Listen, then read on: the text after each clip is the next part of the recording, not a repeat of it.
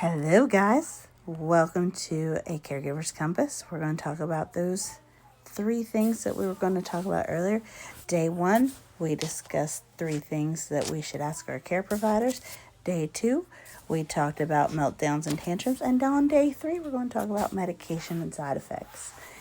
And we're going to talk about how medications can cause different things. They can cause tummy troubles like diarrhea, upset stomachs, constipation. We can also have some medications that make us feel sleepy or dizzy.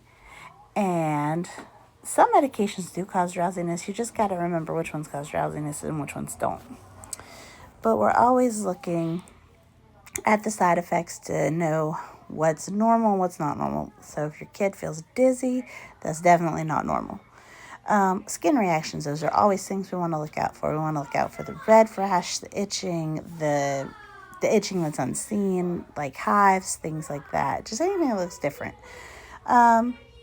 Mood swings can always be a thing too. They could be real irritable because they don't feel good. They could be real hyperactive because, sometimes kids take medication and it does the opposite of what it's supposed to do. Like it's supposed to help them sleep and it makes them hyper. Or it's supposed to wake them up and it makes them sleepy.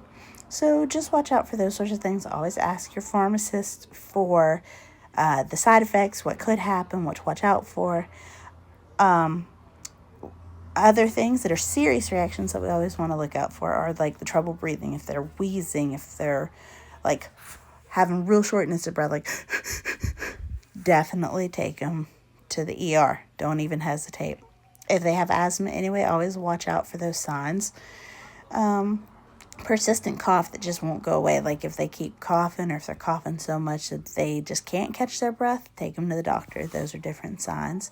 If their voice goes different than usual, if it's like a little hoarse or like they just don't have a voice, take them to the doctor or the ER immediately. Look for swelling in the face. That's a big one. Their tongue or their throat, they might feel like it's closing up, or if they're talking like they have a lisp and they don't normally, or their tongue just looks bigger than normal, take them to the ER.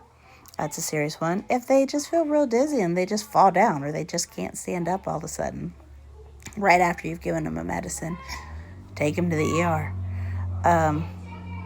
Any changes in their skin or their skin, like they get really pale or they start to look kind of blue, like sometimes lips will turn kind of like mine are nice and pink right now, but sometimes they'll turn a little purple looking or blue looking if they're having trouble breathing, and they may not be able to express that to you, especially if your kiddo's nonverbal. So you definitely want to look out for those signs and symptoms.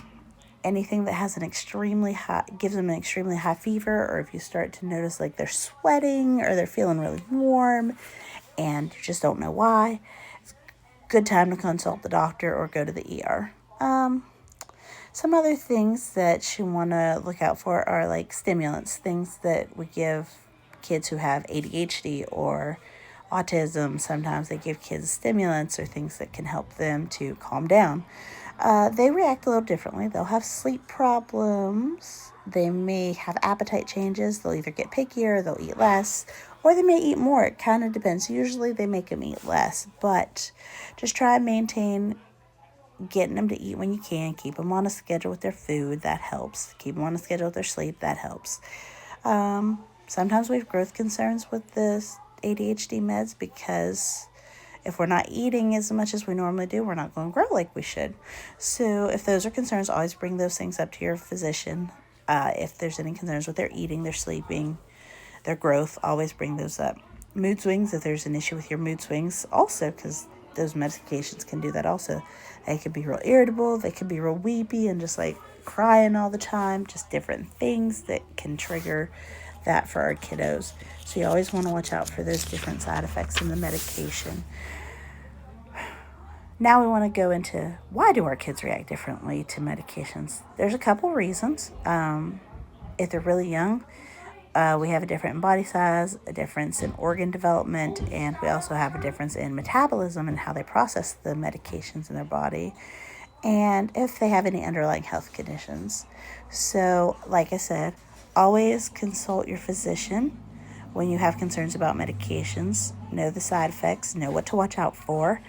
We will also be working on something for you guys coming out hopefully in the next 3 to 5 days. We're going to work on an app for you guys so you can start listing these things for yourself for caregivers in the future, and it'll offer you a way to print out different interests, needs, concerns, medications for friends and family that are going to take care of your loved one when you're not able to, or if they're just doing some care for you because they know mom and dad need a break. So just be on the lookout for that. We're going to give you a hopefully useful tool for you guys in the near future. And we also have a useful tool available on Amazon if you guys want to look for that. It's called the Quick Start Guide, a journal for your unique child. I'll get it right. I can talk, I promise. And my husband wrote it for our son, actually. So be on the lookout for it. It's called a Quick Start Guide, a journal for your unique child. I will post a link down below. Like, comment, hit all the buttons so that we know that you're in this with us and that you're going to start engaging and just get our kiddos all the help and things that they need to help make our lives easier and theirs. All right. Well, good night, guys. From a caregiver's compass, we'll see you tomorrow, day 4.